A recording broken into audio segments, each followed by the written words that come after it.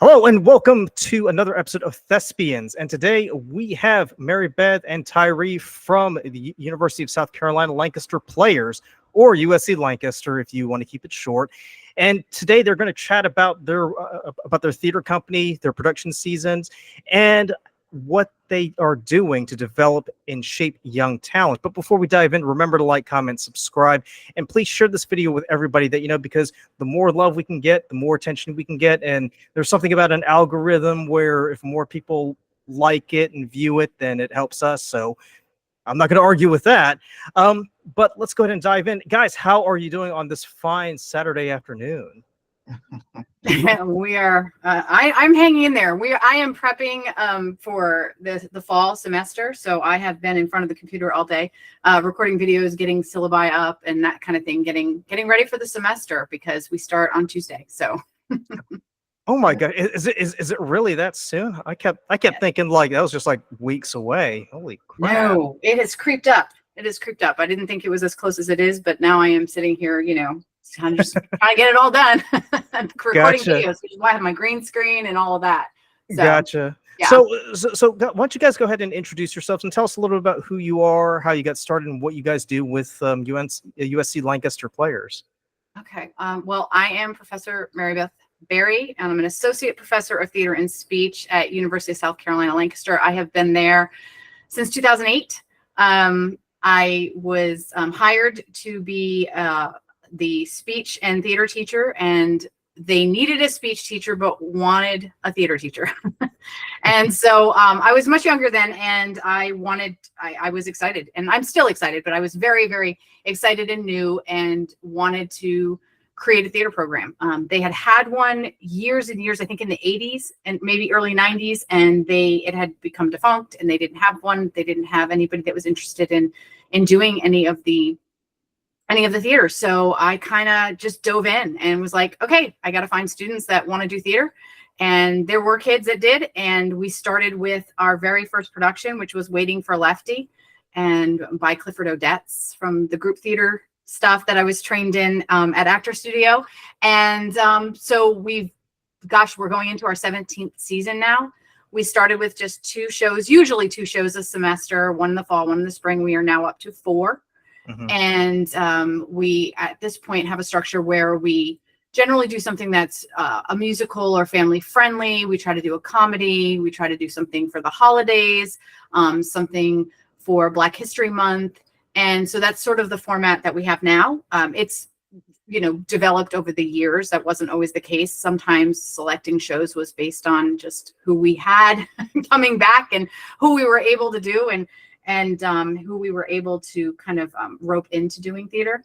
And so, so that's how USC Lancaster Players sort of started. And then as far as myself, I have been in theater for, I don't know, ever it feels like, but I have my master's from Rhode Island College in Performance and Society. I'm actually getting my second master's degree in creative writing.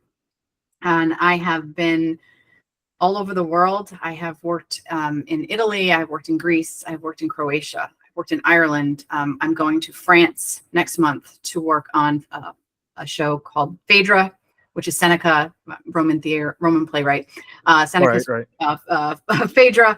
And I just was actually in New York just back in June. I was working with Moises Kaufman of the Tectonic Theater Project. He had written and conceived the Laramie Project. And so I got to work with him and work on his moment work. I'm also certified in expressive actor theater training, which is an integrated body-mind development. My training also was at the Actor Studio. So I have, I have all sorts of crazy stuff, but method work and that kind of thing. So I've been involved in different theaters. So like I've been involved in theater, like sort of all over the place from moving for many, many years. And I am involved in the Columbia theater scene. I'm actually directing a show down at Town Theater this fall, along with the shows I'm directing in the fall at our campus. Not only that we do that, we also do our own work. So we've had a play that we've worked on for a few years now. At this point, I don't even know how many years On the Spectrum's been going on, because it's the gift that keeps on giving. Right, right. Doing it forever, it feels like. But I think we conceived it in 2020, and we've been working on it since then. And so I don't know what we're doing with it now, but we've done On the Spectrum. We've done a devised piece called The Blur that we took to Greece and took to Asheville Fringe. On the Spectrum went to Scranton Fringe and Boulder International Fringe and also San Diego Fringe. And it was also performed at the Cantiere Oberon in Spoleto, Italy. We've done some work with La Mama, ETC, Umbria, which is their Umbrian part. We've done stuff with Culture Hub in New York City. I feel like that sums it up. I don't know. That's that's a very long-winded answer to this is who I am and what I do for USC. No, I mean that is quite an impressive CV you've got there, and I've got to say, like when you were like listing all these things, I kept thinking to myself, gosh, like she's just piling on more and more questions that I really want to ask. Sorry. But no, you're fine. I definitely plan on having you come back, especially since I want to do a series on Greco-Roman dramas, and you mentioned Phaedra, and oddly enough, I do want to do an episode discussing Phaedra. Oh wow, that'll be so cool. And I've directed them. I directed them at Limestone College in like 2010. I directed The Rope, Plautus's The Rope, which I love. I love. I love doing shows like that. We haven't been able to do one in a while. It's been a while. We did do Euripides' Medea. Yes. We did Everyman. I love those older plays because I can mess with them a little bit more, and we can set them in different time frames, and the themes are still really relevant. People don't realize that how 2,000 years ago people are writing about stuff that no that's still completely relevant, and they don't realize how risque the work was back then. Well, I was gonna say, because I was watching a documentary recently with Dr. Michael Scott out of the University of Warwick, and he was talking about the three Greek tragedians. Obviously Aeschylus, Sophocles, and Euripides, and he said that Euripides had always been seen as this angry young man.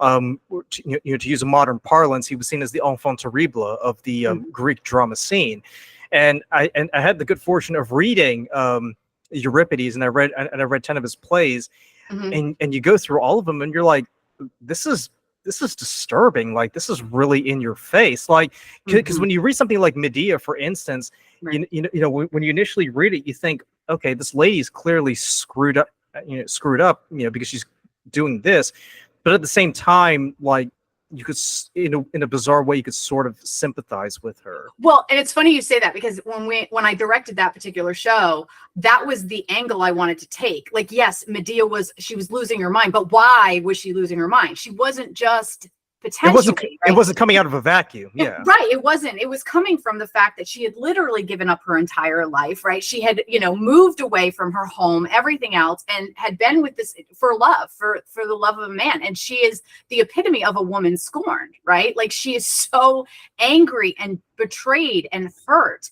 And what that does to a woman's psyche when they are left alone, and they are, and they have no other options. Their children are being potentially taken to another, to be with another woman. Like, how far can you push someone, and what happens to them? And in particular, for a woman in particular of that time, but even now, like, that level of betrayal, we can all relate to that even today. And that's the idea of how, and so when I directed it, I wanted people to see it from the perspective of, okay, Medea's not just this evil woman that lost her mind and just did all this stuff. Like, why did she do it? And we really did a lot of deep diving in the relationship between Jason and her. So their scenes were much more intimate and much more, which made them much more tragic, I think. Like, when you really saw that they might have really loved each other. And even Jason, we didn't demonize Jason. It was like Jason was really trying to, not necessarily that he was super in love with this other.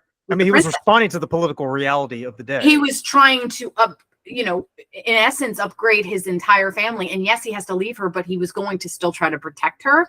But that was not how she saw it. It's not what she wanted. And Yeah, that was, I mean, still to this day, it was one of my favorites to direct. We have to do an episode where we talk about Trojan women, because I read it recently in light of what's going on right now in Gaza, and a part of me can't help but but sort of see the parallels between what the Trojan women were experiencing in the aftermath of the fall of their city and what's going on right now in the Middle East. So yeah. So Yeah. I would love to have that discussion. Tyrie, I see you sitting there patiently. Why don't you go ahead and tell us a little? We've been going. Here we are rattling off about Greek drama, and Tyrie's just sitting there patiently. Tyrie, why don't you tell us a little bit about yourself and what you do with the company? And I promise we won't go overboard. No worries. I'm sitting here. I've got my little one sitting in my arms right now. So why is he not on camera? No, no. That's so not nice. That baby. No, Tyrie and I know each other quite well, so I'm sure Tyrie will cover that in his introduction. But yeah. Yeah. Go ahead, Tyrie, man. The floor is yours. I've actually been with the USC Lancaster Players now for it's 16 years actually. Since we're now in the 17th year. I started as a student at the university. Of course, Marybeth was an old professor at the time. I'm going to hit you. I'm just teasing. She was young, but I truly enjoyed it. But I really got into theater probably when I worked for Historic Brattonfield, which was a part of the Culture and Heritage Museums. I was a storyteller there, and so that's where my work came into play. And then I was told by my high school English teacher, what did I want to do? And I told her, I said, well, I want to do PE. And she was like, no, that's not it for you. Theater's for you. And so here I am several years later, and I'm still in theater. Currently at the university, I'm the financial aid counselor and loan specialist, but also with the theater department. I'm an adjunct professor of theater where I teach technical theater courses, and I'm the technical director for all of our shows. I currently have my MFA also from Goddard College. I'm currently getting my EDD from Antioch University. So it is truly one of the hugest challenges. We always say theater folks always have so many challenges that come before them, and they knock down all walls every single time. So while I have a little one here, still working full time and taking doctorate level coursework, it is always truly a challenge, but that's what the world theater does. But that is where my background is. My background is storyteller. I always call myself, I'm a theater performing artist because that's the work that I do. So yeah, that's who I am. I will keep it short, simple, and sweet. But like Marybeth says, we have been friends for a very, very long time, like more than just friends, but family. Yeah. Well, what's fascinating is because you actually started out as a student and now you're working for the theater company. What's that experience like? It gives me a different perspective because it's like, I came through the program. I was one of the, I came in on the second show, our very second production, called Our Town. That was the next production. So it's surreal to see the changes that have happened since, what was that, 2000, was it 2009? 2009 to now.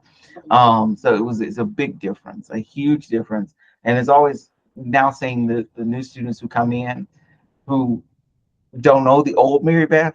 I tell her all the time, she's gotten soft as a director. She's gotten soft.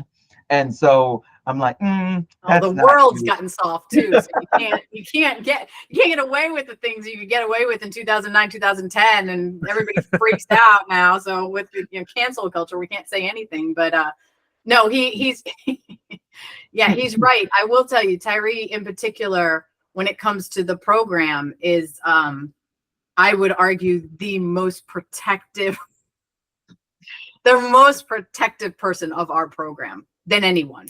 He will not let people come in and mess around with it. And I think it's because he did come up in the program from being a student and putting in the time as a student, then putting in the time as a volunteer, then putting in the time as somebody who actually got employed by the university to do some of this. He's really been able to, that investment for him makes him really protective of this program. So this leads me into my next question, because and you mentioned it earlier. You said that there was an earlier theater company prior to this one. Can you talk a little bit about about that first company? So I know very little. I've only know what I was told, which was that at some point in like the 80s and 90s, that USC Lancaster had a theater group.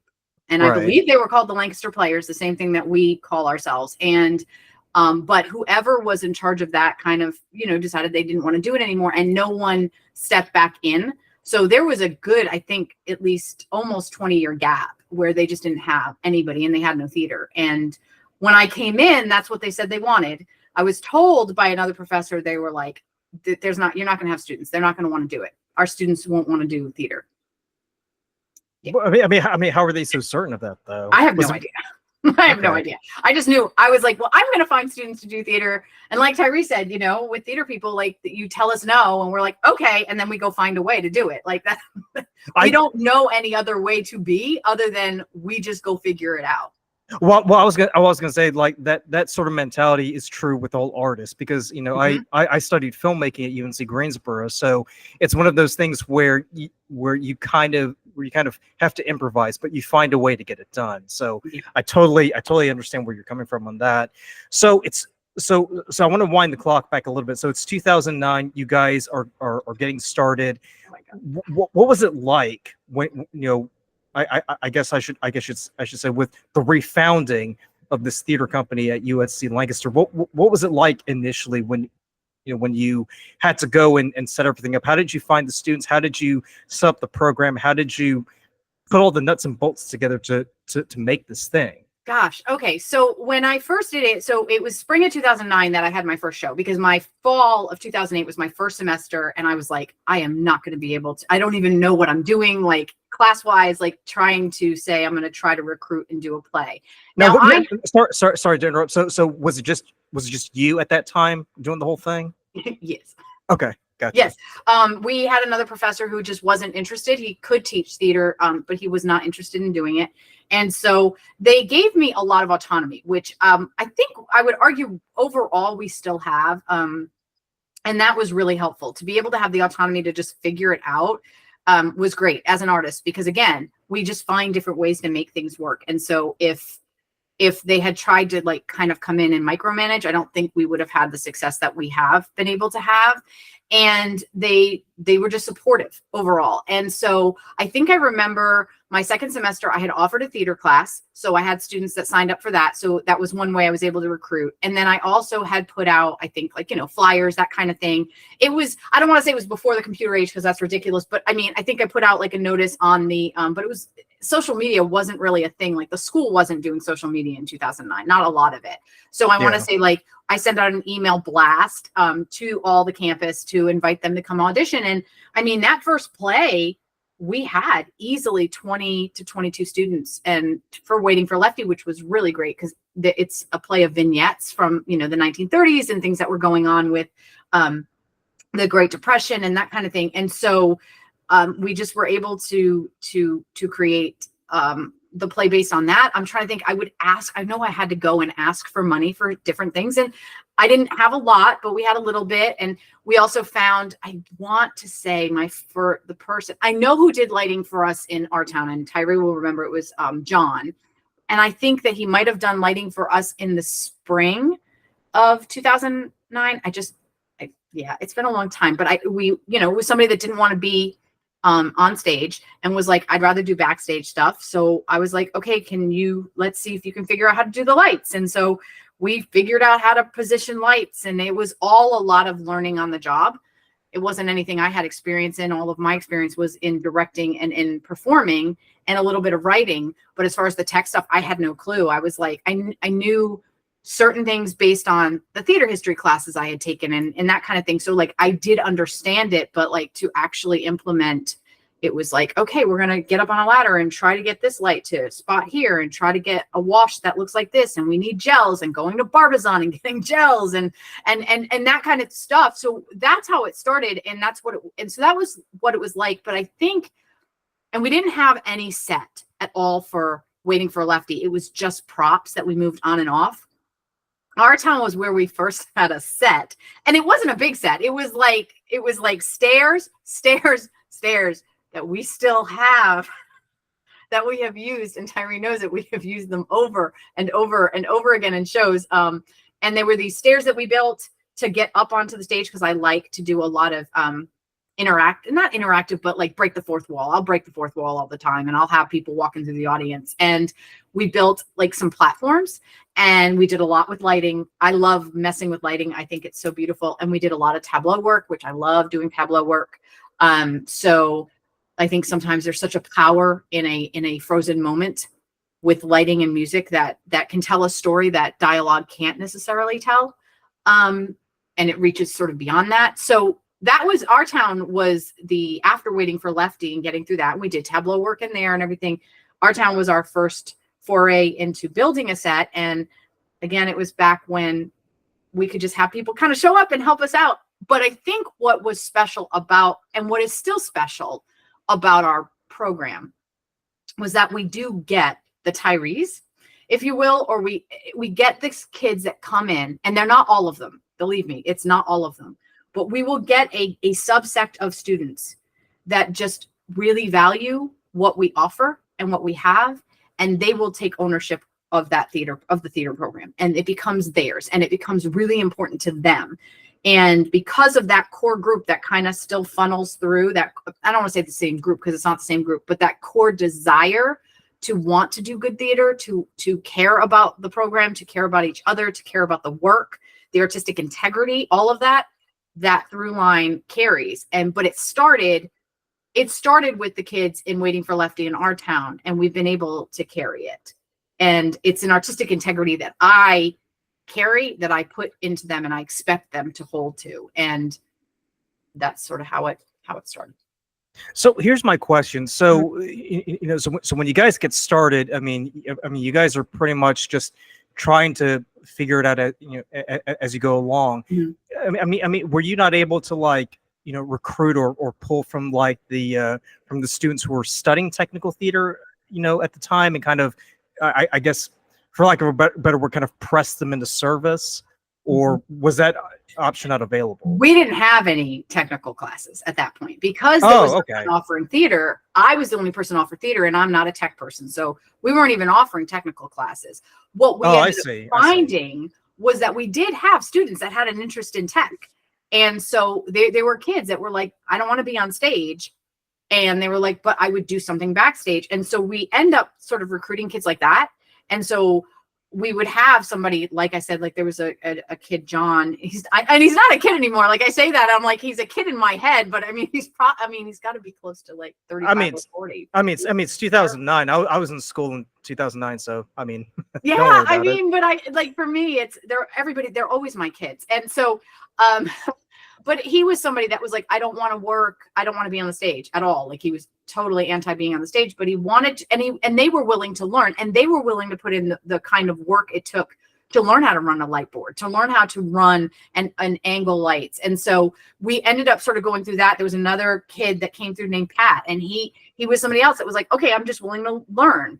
And so he got to learn. And then it went from there. And I think we even had, there was a point where we had a kid that was 12 years old that was from up in the Charlotte area. That was somebody that my late husband had been teaching music lessons, and he was interested in lighting. So we were like, well, you come down and do our lights. And he came down and did our lights for a few years. And it literally was just that kind of thing as we've grown as a program. And then Tyrie came in. So Tyrie came in, and he was a performer first, and he was doing all of his stuff, but then he knew what we needed. Cause like he said, he came in and he grew with the program, and he knew what we needed. So he started to basically self-teach himself. Like, how do I run the light board? How do I do all of this? What happens? And so as that happened and we transitioned into that, and Tyrie became sort of a permanent fixture for us, that allowed us to explore into further technical elements.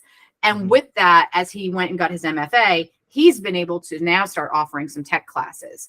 And so we are able to pull students now when they see an offering like stagecraft or elements of design or something like that. They're like, oh, well, good, because I didn't want to do acting, fundamentals of acting or intermediate acting, but I did want to do something backstage. So we're able to pull from that. But we would get, we still do, even at our orientation, students will come and we'll say, are you interested in theater? They're like, well, yeah, I would do something backstage. Like, that would be cool.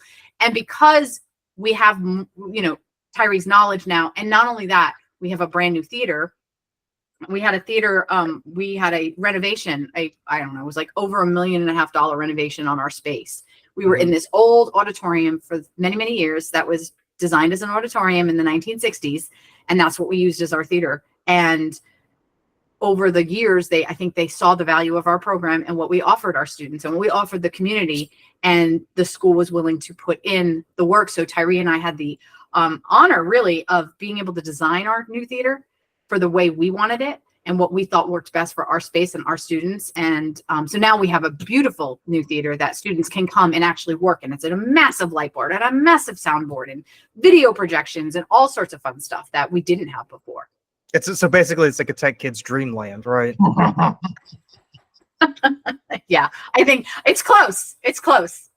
I will sometimes too, but I will say this, like from 2009 to 2011, I worked at the college TV station, and most of the stuff was donated from like local, from local TV stations after they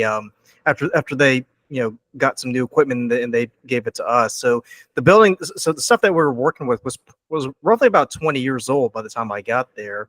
But it's such a rush to know that you're able to learn how to work the lights or how to work the soundboard. The soundboard for me was the toughest one. And being a TV studio, the biggest kick for me was just sitting there and just being like, camera 1, camera 2, camera 3, and kind of just going through the sequence. Right. So Tyrie, can you talk about like what it was like, setting up the technical theater program and how you cut your teeth and what you had to learn and what kind of mistakes you made along the way that made you think, I wish I could have done it more like this instead of like that? Yeah, so it's been a challenge, because learning the way I learned in grad school is not the way our board's kind of set up and designed now. So it was definitely a challenge trying to learn it all and figure out, well, okay, what does this do? Oh, this is what this do now. Okay, so it makes sense because I was so used to the old ETC smart fade that we had. I had learned it, I had mastered it. It was like, oh, this is perfect for me. But now we have this entire console that now is like its own computer. You tell it what to do and it does it. It's just like, oh, and you just push a button and that next thing it does, here it goes.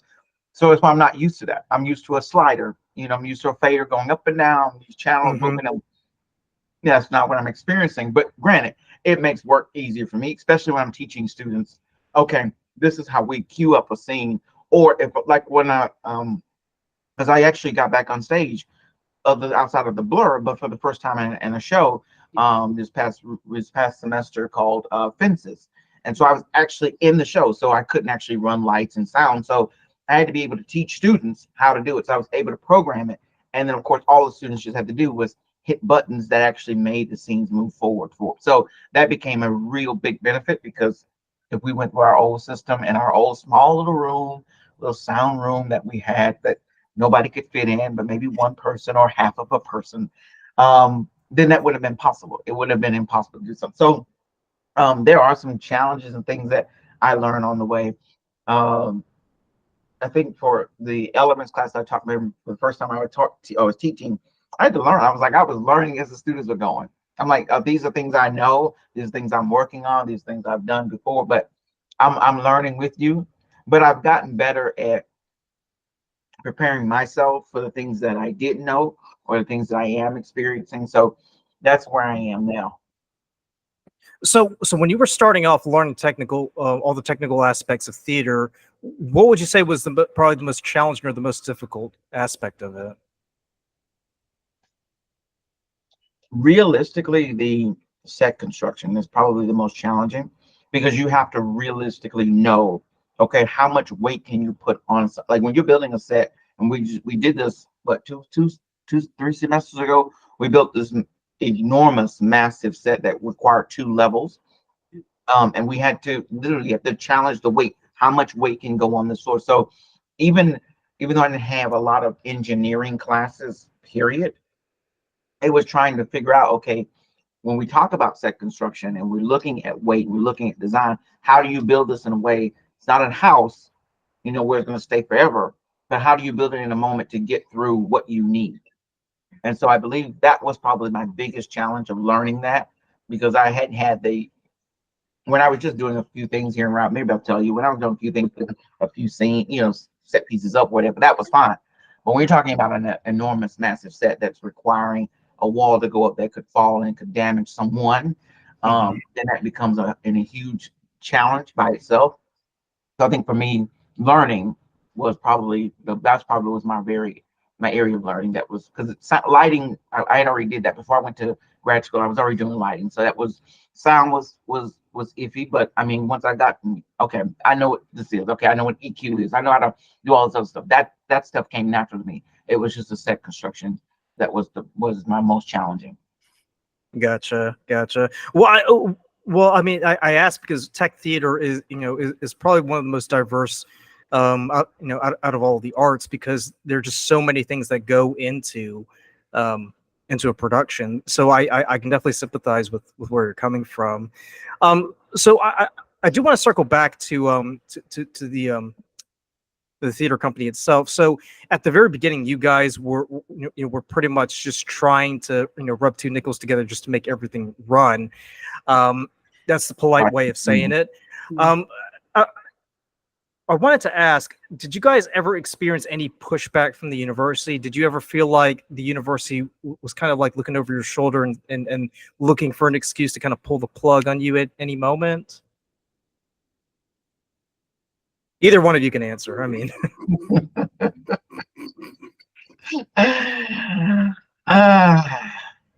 I'll let you take this one, Tyrie. No, you got this one, bud. You got this one. Okay, so was there always a point of where the administration may want to pull the plug? What we've gotten is that this is not the thing. They don't want to pull the plug. They actually think that our theater program does a fantastic job. They want to continue to go. I just think that there was a point in time where we felt isolated, if that's the word I can use, because each one of our characters were attacked by a rogue set of individuals, and that was allowed to continue. And we felt like there was no support there. Even though the conversation we was having, it seemed like they were giving support, but there was no consequences for the actions of individuals. If that's a better term, because I feel like if we're in the real world and you go out and defame someone, or you go out and, like you say, you go perjure yourself, that's consequences for your actions. If you go lie on a job application or something like that, there's consequences. If you get the job and then after they find out you did lie to them, then of course you're faced with up to termination. And so I felt like for students in that concept, or even the individuals, there was no consequences. I believe Marybeth probably agrees that was a thing. And they not only attacked our character, but they attacked the work that we do, which jeopardized our jobs. That's where it became really a personal at this point, because you're not just coming after us, you're affecting not only the students who are currently in our program, but also future students who would want to participate in our program. And so that's where we felt like the administration just left us kind of out there hanging by ourselves. Marybeth? Yeah, no, hold on. I think that we've always generally gotten some pretty solid support. I've never felt that, like Tyrie said, I think we've never felt that they didn't know what we brought to the table as far as the value. And overall, our deans and academic deans have been really great about that. I think that we've hit some snags, and part of that has become because we've grown and because we have more technical elements. We have more stage building, more students. Another element that has been difficult to navigate just as teachers, and that's in general, or as staff in general, has been this huge push of dual enrollment students, where which I don't know if you know what that is, but it's where the students are in high school, but they're able to come and take college classes, which in some ways has been great because it opens up the apparatus for us to have more students come in. But with that, there's, you have kids now, you have students that are 20 or 22 or potentially 30, depending on like, how, if we have a, non-traditional student, and then we have kids that are 15 and 16 in the same, sharing the same space. And for us as a theater, we've always conducted ourselves incredibly professionally, we're very, Tyrie and I are protective of the program, protective of our kids, protective of the integrity of our theater. We don't tolerate any sort of bigotry, any sort of, and just anything. We don't tolerate it. It is a safe space. And that is the one thing that we have always tried to create. And there was a point where that felt like it was being threatened. And that was concerning to us because we've put in our blood, sweat, and tears over the years. It's funny you say we're rubbing two pennies together. And I think, and to this day, we still do it. Tyrie knows, he's been in the theater. I just had, we got rid of some furniture and we were like, what are we doing? We're taking it up to the theater. Like I've donated more of my crap to the theater just so we would have, now we have this, now we have that. And there's been a lot of people's family members that have come and helped. Tyrie's been around forever, so he knows that, not only has my late husband, who passed away in 2014, who was super involved in our theater and helping build it. My current husband has been super involved in helping us build it. And so it's a family affair. We have students' parents that come and help. We have, so when we hit this sort of weird patch of,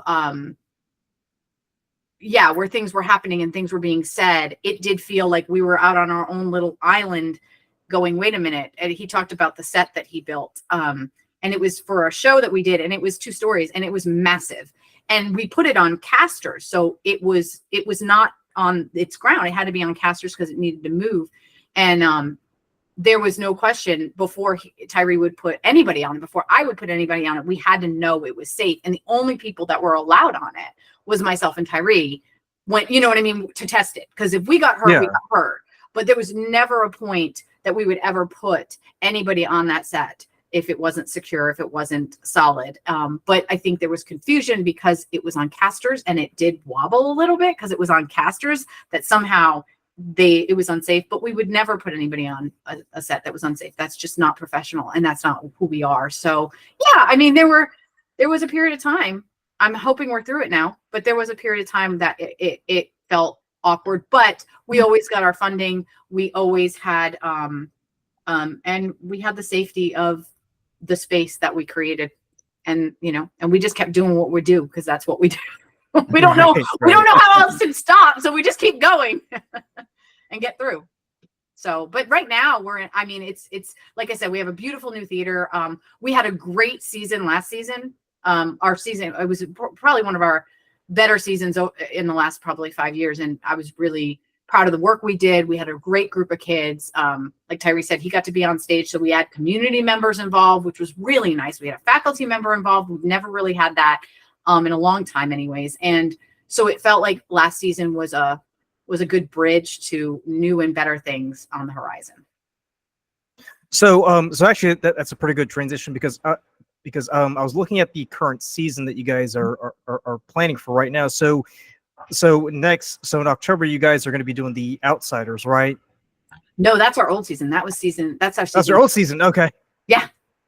We did The Outsiders, and we did Silent Night and Fences and Frog and Toad, A Year with Frog and Toad. Okay, gotcha. Yeah. It's being updated as we speak. So can y'all talk about like what you've got planned for the current season then? Yeah, we have so we again have 4 shows. We have coming up, we have Neil Simon's The Odd Couple. That's going to be our first show, and we're actually auditioning for that next week. So I'll actually, gosh, not even in a week. It's August 22nd at 5 o'clock, and it's open to the community, so people can come out and audition. It's not just for students. Because we like to have community involvement and be involved with the Lancaster community and beyond. And so we're doing The Odd Couple, and then we're doing Miracle on 34th Street for our Christmas show. It is not the musical, just the straight play version. And then we are doing Loving, and then we are doing Percy Jackson, The Lightning Thief, and that's a musical. And that is what our season is for next year.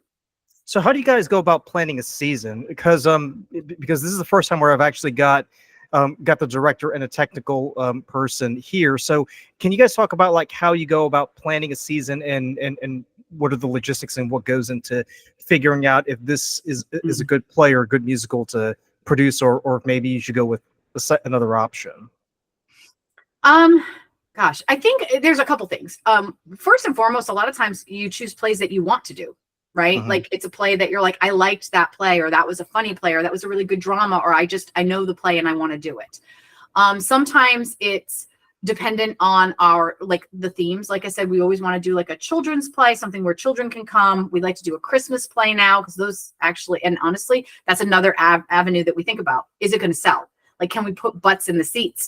Because Right, that right. matters in terms of making sure we get some money and revenue back into our budget. So those are the types of things we think about when we're looking at different productions and different plays. Then, of course, we have to sit down and go, okay, can we afford to do this particular play? Like some musicals have astronomical royalties. Like before you ever design a set, it's like just to do the show, it's $2,000 or $3,000 just to get the scripts in hand. So that's something that you have to decide. Like, okay, if we do the X musical, are we going to get our return? Are people going to come out and show up? That's part of it. Part of it also is us kind of gauging who's coming back, because we are a 2-year campus. Even though we can be affiliated with 4-year degrees, and we do have students that stay for 4 years, Tyrie was one of them, which is great. We love that. We don't get a ton of theater majors coming in, which is really frustrating, because we know what we offer and we are a nice small program. And if we have theater majors out there in the world that hear this, understand that if you go to a big school, you might not get on stage for the first 2 or 3 years. I've Mhm. literally heard that story in a lot of other state schools in South Carolina, where kids come, and we've even had kids transfer to other schools, and they've never been on stage since, because it is so competitive. And what we offer our students and what we offer to potential theater students is, if you come and be with us, you're going to get an infinitely easier chance to be on stage and build that resume before you transfer to a bigger program. Like, if you're being a big fish in a small pond is some of the best advice I give. And it's the best advice I ever got, because it allowed me to really, like you said, sort of cut my teeth, grow my resume, create something that, build myself as an actor. And that those opportunities don't always come. And you could literally go to like an NYU, which, don't get me wrong, NYU is a great school for theater. But if you're only ever the third watchman or in the chorus of every single show, and then when you get to New York, you're no better than anybody else. Everybody's great in New York. Do you know what I mean? Like, everybody's Yeah, you don't talented in stand New York. out. So you don't stand out. And when they look at your resume and they flip it over from your headshot and they're looking at it, and all they see is third watchman or, chorus, well, nobody trusted you with a lead. They're not even seeing any sort of real experience to say, oh, they played, I don't know. I'm like, have no character in my head right now, but you know what I mean? Like, yeah. yeah, like, or you played Percy Jackson in Percy Jackson the musical, or you played Oscar in The Odd Couple. So you actually have a resume that has some sort of meat toward it, versus, yeah, you have a really great degree and that's really cool, but okay, great, what can you do with it? And no one trusted you to give you a lead. So now what? But that's not necessarily their fault, because, like you said, I mean, if you're entering a BFA program, like for instance UNC Greensboro, like I remember reading reading the notes about admissions, and it is competitive as hell. So competitive. I mean, really, if you think about it, the film program was the only arts program where all you had to do was just apply and you got in. Everything else required like either a portfolio or an audition. But to get back to the main point, I mean, I mean, if you get into that program, that's great, because you have the prestige of being in in a BFA or MFA. But if you're not being, cast in the lead, I mean, that wouldn't necessarily mean it's not your fault. It's no reflection of you as a performer. It's just the way the program operates, because they've got to accommodate so many people, and they're using like these different algorithms to try to figure out who. I mean, and it sounds horrible saying this, but who is most deserving of our attention? Who maybe has more promise does Mary Jane have more promise than Bobby Joe, for instance? Right. And I think that, and that's why we want to encourage theater students that are like, well, I want to major in theater. Well, then come and spend 2 years with us, because we have the ability. We have a lot of shows we do. We have the ability to, create opportunities where students can come and they can really get a chance to do bigger roles before they transfer somewhere else. And yeah, it is more competitive, but it's going to be competitive in New York. I mean, it's going to be competitive wherever you go. So you know what? Have the opportunity to come and be with us, and then go ahead and build that resume, so that if you do go to that BFA program or MFA program and you're not getting as much work, at least you have something in the back, that you did do. And then on top of that, then you have also this really great degree from XY college. Great. Now you have the best of both worlds. And so I think that we often are overlooked. And like you said, I didn't even realize that you guys were here. And I'm like, we've been here for 17 years. And it's crazy to think like that people still don't know that we have a program, that we actually offer stuff. And not only do we offer stuff, we literally have taken students. We've taken students to Greece. We've taken students to Italy with us. So we've gone, and actually taken students where we've taken them to Asheville Fringe. We've brought people in to do workshops with them. Like, we brought Michael Lugering in, and we go and compete at SCSTA and the competitions there. We have the potential that we were invited to go perform at a castle in Ireland next summer for Waiting for Godot. Yeah, to do Waiting for Godot. So like we have so many opportunities that people just don't even know that we have, and that Tyrie and I work our butts off to create. So yeah. So let me ask you this. So you guys mainly do a 2-year program, right? Mm-hmm. Have there ever been any situations where a student completes the program here and then they transfer over to, say, let's just make it easy, UNC Charlotte, and enter the BFA program over there? Has that ever happened, or do they go like a different route? No, we've had that. I mean, we've had a few students that have gone through and have gone on and gotten their major in theater at different schools. We have one student that was on did the Broadway touring show of Cats. And so we've had some students that have come through, done that 2 years, and gone on and done more, and then have done even bigger things. And then sometimes, we have students that end up doing something completely different, and that's not the avenue that they take. And the thing is, for us, is our space is created for both types of people. You can be a complete theater person, and this is what you want to do, or you can just love it a lot. And there's enough room in our program for that. Like, we have space for that. We're not saying, okay, like in a BFA program, it's like, okay, we have these kids, and these are the kids that have to get cast because they're in the BFA program. That's not the case. So it opens up the door for people that are like, hey, I love this, but I just this isn't what I want to do for a living.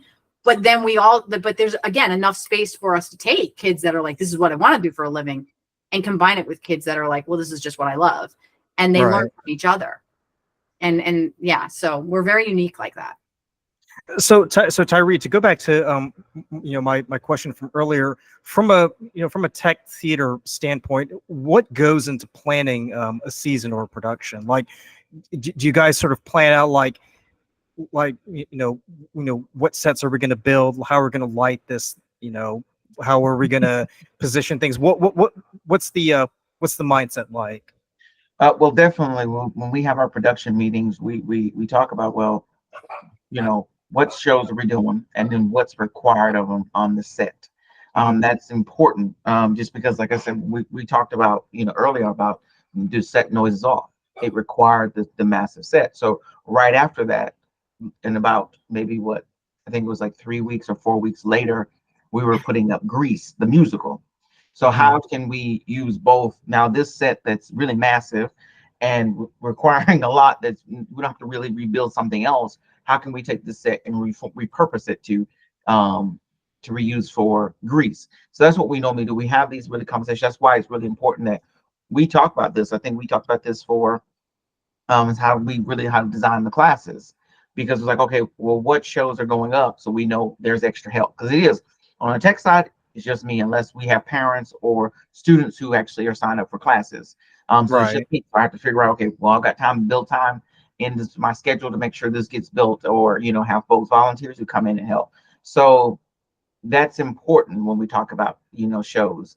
and what goes in the cost. But also we talk about cost, because also out of our budget, not necessarily not remember I talked about this, how shows can sometimes be $3,000. Well, if this show now costs $3,000, well, what does that look like on the tech side on the budget? Like as far as, well, what material, so that's why we reuse. I think there's stuff that we've reused for, I don't know, for a show that we did was Charlie and the Chocolate Factory, or the Brothers Grimm, which was during the pandemic. Like we did a show we came back out of on April of 2021. We did an outdoor show. So there's stuff that I still use because I want to make sure that we save on our budget, especially if we want to do a show that's a little bit more that really drives students in, really, because at the end of the day, yeah, we're looking to bring in folks to come see the show, but also, well, what's going to interest the students in doing it, right? So that's why we always, when we sit down and we really talk about it, yeah, because I feel like, what was our last meeting? It was right on our last class. I think we had just given the final exam for one of our classes in Columbia, and we literally went to what was it, the restaurant right next door, and sat down and really just start talking about what are we doing for next year? How's this going to look? What are we planning for? Just because we really, we each of us have our families and things like that, so we get every moment we can. So yes, while we finished the exam, we was like, what, let's go do this. And for nothing, we got what we need to get done. So there's still more talk that we have to do for the season, once the groundwork and everything's laid and stuff like that, to really know what's what.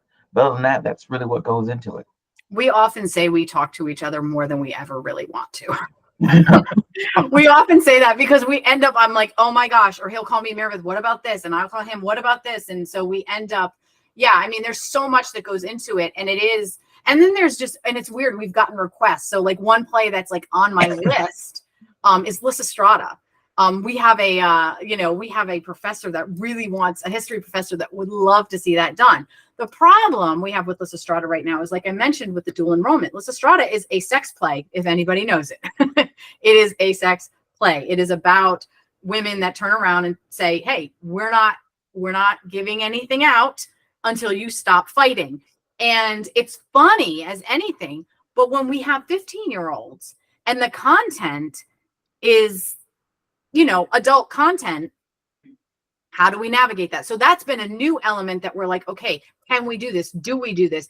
If we do this, we need to make sure that our underage kids understand, and their parents understand, this is what we're doing. You're in college and we're doing that. And that has posed new challenges in the theater that we didn't have in 2009 and 2010 at all. I could do whatever I wanted and it didn't matter. And now that's not always the case. Yeah, and I can sort of understand where you're coming from, because you want to stay true to the spirit of the play, but at the same time, you kind of have to work with the powers that be, right? Exactly. If the powers that be say, well, I don't know how I feel about strap-ons being utilized. Obviously you're going to have to bow down to their wishes, but at the same time, there's also this need to kind of be able to express yourself artistically, however that may be. Right. So another thing I do want to ask you guys, and there are just so many questions, but I also do want to be respectful of your time. But I do want to ask, so so you guys have been through a lot together, and you've come out on top because you guys are you guys are pretty big and pretty successful, at least in my book. How have you guys collaborated with the community? Have you guys reached out to other theater companies, or have your students or alumni, have they gone out and founded other theater companies in the area? What's that been like? Tyrie, you want to take that one? Yeah, we've definitely been in communication with the community, because we do, right in Lancaster, we have another theater organization that does theater as well. And so we always try to contact with their person who's like their president or chair of their organization, just because we don't want to overstep their toes. I think we try to, they do the same for us. We talk about what season they're doing, so we're not really competing with each other. I know we have a few students who go back and forth. I mean, we've had that before, where There've been some people who've been in their program who come over here, or some who are in our program who's do things with them. So that we do have a great relationship in the community. And when we talk about building and things of that nature, heck, I remember we were in the midst of looking for because a costume was supposed to come for a show that we were doing, and it got lost in transition somewhere, and so that costume couldn't be found. But there was a dear friend of the association that Marybeth is referring to, the South Carolina Speech and Theater Association, that I'm president of this year going into. But she came to see the show during one of the dress rehearsals and said, "Hey, I've got that costume." And so we were able to work with Dorman High School, which is almost an hour and a half away from us, to provide. So we do work well in the community with our other colleagues at other colleges. So I think the rapport is there. I'm even bringing in people to the community. Like Marybeth said, we had faculty come in. We had in Fences, we had someone who works in the banking industry, but never gets an opportunity to shine her light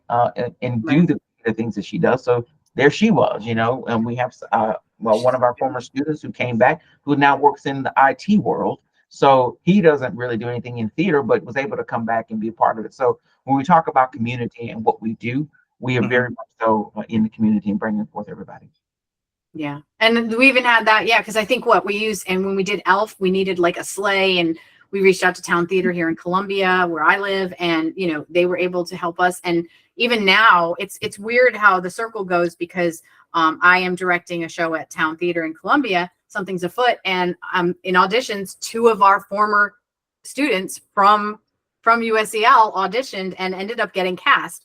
And that's not just because I was the director, because I don't get the full say. There's a music director and a choreographer, but they came out and they were able to, they did their thing and they were able to get cast. So and I've had that before here and there in shows that I've either been in with people that I'm like, oh, I've been in with the student, or another show I've directed. And so to get to work with them in a different way is really exciting. And to get to see them continue to show their talent, in a new space, in a new area, is always really exciting. And when we get to hear the stories of other students, students from the past that are still doing stuff in theater, in the theater world, it's always really exciting and always fun for us to sort of follow their vision. And the funny thing is that I'm going to France because there was a former student who she went to France, and I saw that information and I reached out to that person and was like, oh, I didn't realize. And that's how the Phaedra thing come up. So it's really, the more we expand opportunities for our students, it's funny how the doors will open for us as well. Yeah. And I did an interview with the stunt coordinator yesterday, and he pretty much reiterated the same point that I've heard from my previous guests. It's all about who you know, and it's about building those connections where, you plant the seeds. Someday, you'll come back and reap, and it could be something like directing, something at the Edinburgh Fringe, for instance. Exactly. Yes. So It really can be. And it's funny you say that, because that's something that we always try to teach our students, because I wrote a musical with a friend of mine who's at Coastal Carolina. It's called The Puzzle. At least that's what it's called right now, with Alex Lefebvre. And Alex was a Broadway music director. And we went and did our reading, and Tyrie came and brought some students to see it. And we did we were part of their New Works Festival. And we had not just Alex, we had the music director of the show is a Broadway music director. The guy that directed the show was a former Broadway actor, and choreographer. You just never know who people know and how well and interconnected, even in New York, right? Which everybody's like, it's New York, it's huge. Oh, New York is super small. You would be shocked at how community, everybody knows somebody that knows somebody that knows somebody. Because it was funny, because I met with, when I was in New York, I only saw one show, but I went and saw Merrily We Roll Along. It was the one that won the Tony and all that, with Daniel Radcliffe. And I was super excited because it was Harry Potter. And I was like, oh God, there's Harry Potter. and Jonathan Groff. And I was talking with my friend Micah, who is the music director for The Puzzle. And he and I met up for dinner, and he and I were talking. He's like, oh, I was with Jonathan Groff when he did Spring Awakening. He's like, I music directed that. You just don't know who who people know and who we know. And that's one thing Tyrie and I always say with our students is warn them, you need to be professional. You need to make sure you're on your mark, because at the end of the day, you don't know who we know, and you don't know who, the people that we know, who they know. You just don't know. So you always want to make sure that you are professional and are giving of your talent and your time, and that you're just a nice person, because if you're not, then word gets out. It does. Well, to use a classical example, because you did mention Seneca and Lysistrata. There's this old saying, not old saying, but old belief of in ancient Greece, where you need to treat everybody with every stranger with kindness, because it could be the gods in disguise, and the gods could either reward you or punish you accordingly, just based on how you treated them. Yeah, absolutely. Yeah. Well, yeah. The theater gods will not play. So, yep. So, hopefully Dionysus will be kind. Right. So one other thing I want to ask, because when I was at Greensboro, there was a lot of collaboration between the students of the film department and the theater kids. And so whenever we needed talent for our student projects, and we were always doing projects every semester, we would go out, we would put the word out to the theater department, and we would always get a response from from all these different theater majors who were trying to build up their portfolio. Have there been any similar interactions or experiences with the film department over at USC Lancaster? We don't have a film department at USC Lancaster. No? So, Okay. No, not at our campus. It does not have anything like that. So okay, we haven't had that opportunity. Okay, because I was looking at it earlier and I was like, oh, they got a film department over there. Okay. Yeah. What about well, I guess I can modify that. Have there been any sort of interactions with schools that have like a film department like nearby, where you've kind of interacted with them or collaborated with them on projects? So we've had some opportunities where I'll get emails from people that'll say, hey, if you have students that might be interested in, so and so, will have them come out. We might be filming some sort of, not infomercial, but like an informational type thing. We did try to do. There was a collaboration we were trying to do with a business communication class, where some of our students were going to be in some of their, like, they were creating these informational little final exam things where they were going to do a project, and our students were going to be part of that. We've also been asked, I think we've been asked a few different times from the nursing department, when they want to do simulations, to have students come in and be part of that. So when we get those types of things, we absolutely let our students know that there's opportunities, and some of them have been able to take advantage of it. And sometimes it's hard because we are so small that we kind of monopolize their time to some extent. But yeah, I even had my kid is in the theater program now. He grew up with it. He was one, Tyrie, when you met him? Two? I don't know. He was little. Yeah, he was like 1 or 2 when you met him. And now he's 17, and he's a dual enrollment student. So he's been in our program, but he actually did a commercial. We had gotten some information. He went out and did a commercial and stuff like that. So we are slowly trying to build our relationship with like Columbia and that kind of thing to because we want to expand our offerings to the students, and again have students come here and realize that there's a lot that they have access to if they are interested. Right. So what are the plans for the future? Where do you guys go from here?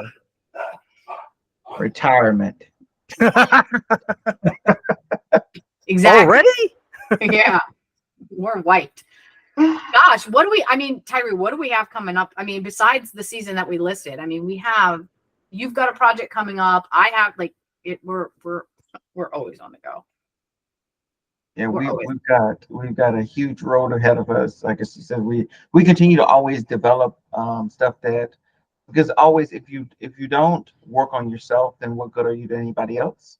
So that's why I think it's important for us to always continue to work on stuff that we enjoy, because that what keeps the drive alive for us. So that's why we each have our own projects that we're working on. I think we're anticipating my project will probably, since we're planning to go back to Ireland this upcoming year, my project may kick out till 2026, which is where I'm taking a journey home, which I called back to the motherland of Africa. and really understanding what life was like, where my ancestry came from, tribal, and all that kind of stuff. So those are things that we're really working on, and I think Marybeth's working on another a one-woman show or two-woman show. What is that? What it's called? Something. Yeah, we talked about that. I met with somebody that I had worked with. I had a theater company, a professional summer stock company back in 2006. And that's how I met my friend Alex. And I met with my friend Georgia, who lives in Dublin. And so we've been talking about working on another show like that. I have this opportunity that, like I said, to do the Phaedra thing. The puzzle's supposed to be at La Mama Umbria in June and be part of the La Mama Spoleto Open Festival. So that will be premiering. And so we have sort of, and again, our connections, it's funny how that works because our connections sort of revisit and in that kind of way. And then, like he said, we're going to Ireland. And then, so we're always looking for the next opportunity and some things fall in our laps, and that's how things get pushed back. Because initially Tyrie's piece, we were planning on next summer, but then we have this opportunity that we weren't expecting to say, oh, hey, we can go to Ireland and perform at a castle. And no one's going to turn that down. Right. No one's going to turn that down. We're like, okay, let's go to Ireland and perform, because what a great opportunity. So, we have things, and like something like the puzzle, which I'm finally having, doing and putting on its feet at La Mama Split Open. I've been writing that since 2020. So it's weird how, like, we have these projects that come in and out, that we think we might be doing this, but then all of a sudden something arises here, but we always end up going back to it, or it always sort of comes about. So that there's always stuff in the pipeline for us, including all the shows that we do. Gotcha. So, guys, I could keep talking about this all day, but I definitely do want to be respectful of your time. Before we sign off, if people want to learn more about you guys, where can they go? How can they, sign up for updates and newsletters and all that stuff? It's all you, bud. It's all you, so bud. They want to know anything about us, about the Lancaster players, they can always visit us at sc.edu/Lancaster/players. That'll take them directly to our USC Lancaster Players website, where they can see all of our updated information, see the shows, contact us, or they can come down to USC Lancaster and watch what we do in real time at 476 Hubbard Drive in Lancaster, South Carolina 29720. So they can catch us at any moment. We're always busy. The semester, like Marybeth said, kicks off officially on Tuesday. And from there, it feels like all hell's opening. Another year. Here we go. And then we also are on social media too. We are on social media. We have an Instagram page, we have a TikTok, and we have a Facebook page. So you can find us on any of those platforms as well. And we update all of those so people know what shows we're doing, auditions, any of that stuff is always out there. Excellent. Well, I'll definitely put them down in the description below, just so people can check them out. But guys, I can't thank you enough for taking the time out of your busy day, especially since school is going to be starting back up pretty soon. Yes. So guys, thank you so much for being on the show. And I really do want to have you guys come back as soon as possible, especially since you have all these projects coming up, and now you've piqued my interest. And now I just have this deep drive to just want to follow you guys and just see where you guys go. Well, thank you. We appreciate the opportunity. Absolutely.